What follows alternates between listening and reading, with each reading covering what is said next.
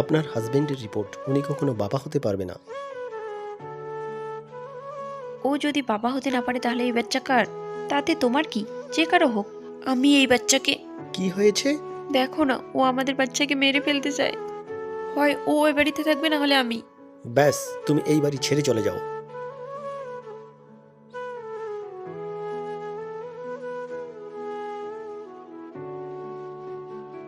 তুমি এই বাড়ি থেকে কিচ্ছু নিয়ে যেতে পারবে না। এক্ষুনি যাও এখান থেকে।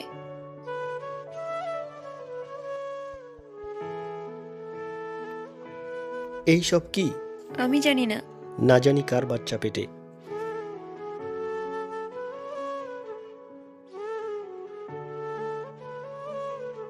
আমাকে ক্ষমা করো, আমি তোমাকে বুঝতে পারিনি। এখন তো বুঝতে পেরেছো, আমার কাছে এটাই অনেক।